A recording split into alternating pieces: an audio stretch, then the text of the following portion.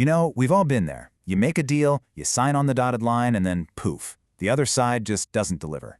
It's so frustrating, and it's easy to feel kind of powerless. But here's the good news, you're not. Let's dig into what you can actually do about it. So yeah, the deal's gone south. That promise that was made to you feels pretty empty right now. And it might seem like you've hit a brick wall, but you really haven't. The law actually gives you a clear path forward with some seriously powerful options. I want you to think of it like this. The law basically hands you a legal toolkit, and inside that toolkit, there are 3 main tools, 3 remedies you can pull out when a contract gets broken. So instead of just writing it off as a loss, you get to choose the right tool for the job. You can either make them stick to the deal, walk away from the whole thing, or get paid back for the mess they've made. Okay, let's grab that first tool from our toolkit.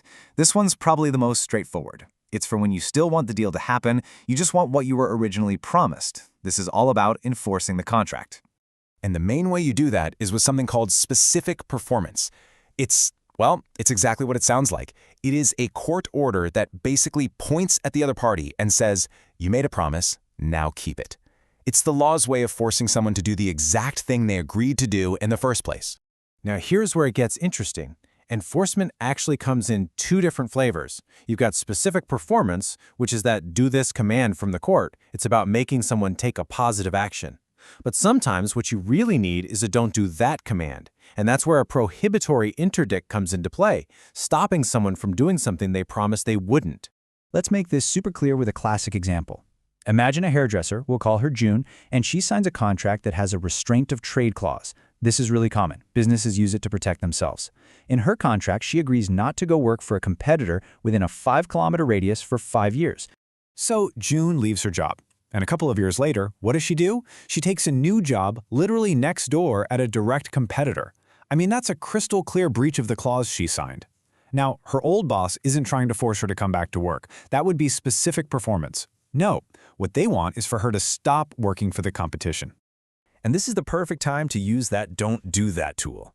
The employer can go to court and get a prohibitory interdict. It's an order that stops June from continuing to break her contract. See? It enforces the deal by preventing her from doing the thing she promised not to do. Okay, so forcing the deal to happen isn't always what you want, right? Sometimes the trust is just gone and you just want to wash your hands of the whole situation. This brings us to the second tool in our legal toolkit, cancellation. Now, you can't just cancel a contract because you feel like it. The law says the breach has to be serious. And while these reasons have fancy legal names, they really just boil down to common sense. Were they super late on a crucial deadline? Was the work they did just terrible? Did they just flat out refuse to do the job? Or maybe they did something that made it totally impossible for the contract to be completed. If the breach is a big one, you absolutely have the right to cancel. And when you do cancel, the main consequence is something called restitution. Think of it as a giant reset button. The whole point is to unwind the transaction, to put everybody back in the exact position they were in before the contract ever existed. You give back what you got, they give back what they got. Simple as that. And that brings us to our third and final tool, and honestly, it's the one most people think of first, claiming damages. This isn't about forcing the deal or canceling it. Nope. This is purely about getting money, financial compensation, for the harm you suffered because of the breach. But to successfully claim damages, you can't just show up and say, you lost out. You have to prove 3 key things. First, you have to show you suffered an actual, measurable financial loss. Second, you've got to draw a clear line showing that the breach caused that loss. And third, that loss had to be reasonably foreseeable to both of you when you signed the contract. You can't claim damages for some wild, unpredictable chain reaction nobody could have seen coming. Okay, this next part is a really crucial distinction to get. When it comes to a breach of contract, the law aims for what's called positive interest. The goal here isn't just to rewind you back to the starting line, like the deal never even happened. No, it's to fast forward you to the finish line. It's about putting you in the exact financial spot you would have been in if the contract had been completed perfectly. And yes, that includes the profit you were expecting to make. Let's see how this plays out in another quick scenario. So we've got Sippo, who's a decorator, and she lands a contract with Willie. The job is to decorate a flat for a cool 15,000 rand, and Sippo is obviously counting on that income. But then, disaster strikes. Through his own carelessness, Willie causes a fire, and the flat is completely destroyed. Now it's literally impossible for Sippo to do her job. Willie has breached the contract through what we call prevention of performance. Sippo couldn't do her work, and it was 100% not her fault. So what can Seppo claim? She can claim her positive interest. This means she's entitled to the profit she lost out on.